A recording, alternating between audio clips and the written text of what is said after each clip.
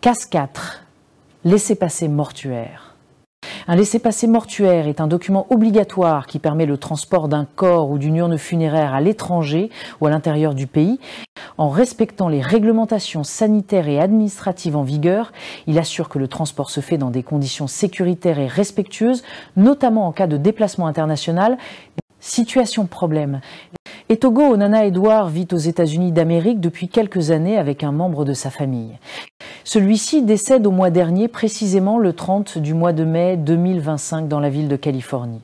Vu qu'il est dans la même famille que ce membre, il décide de faire une demande de laissez-passer mortuaire où Etogo est pris comme accompagnateur. Le décédé répond au nom de Athanas Alain. Ce scénario sera présenté via une simulation.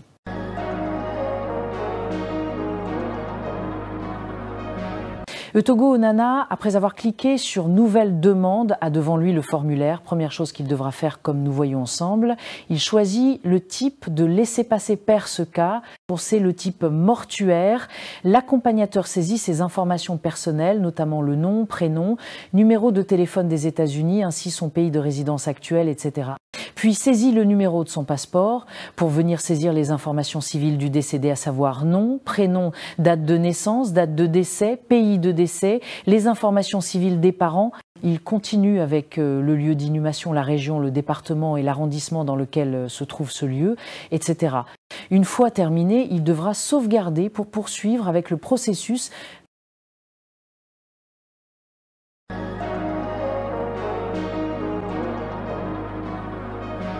Avec les documents que l'accompagnateur a en sa possession, il devra les scanner afin de les joindre aisément dans sa demande. C'est ce qui constitue la deuxième étape.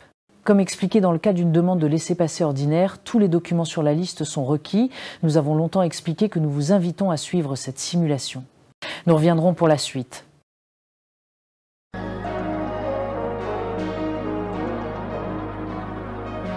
Comme a expliqué ma collègue dans les précédents cas, après avoir rempli le formulaire et téléchargé les pièces, un résumé est fait pour les mêmes raisons qui sont celles de s'assurer la demande initiée par l'accompagnateur Etogo Onana Edouard est correcte sans erreur, ce qui peut l'amener à poursuivre son processus.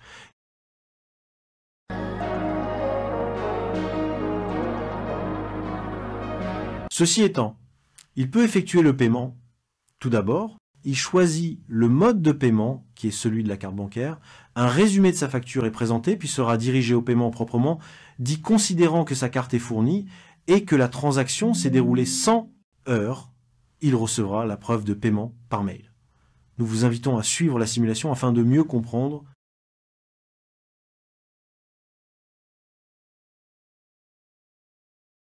Nous voici rendus au terme de notre simulation dont je me permets de présenter les points traités, notamment 1. Acquisition du simulateur après téléchargement, qui est disponible via ce lien https://app.diplocam.cm. Il nous a été recommandé d'avoir une connexion Internet pour faire cette installation. Une fois installée, cette connexion Internet ne sera plus nécessaire, sauf pour faire une mise à jour du simulateur. 2. Création du compte e-Visa, une étape incontournable. 3.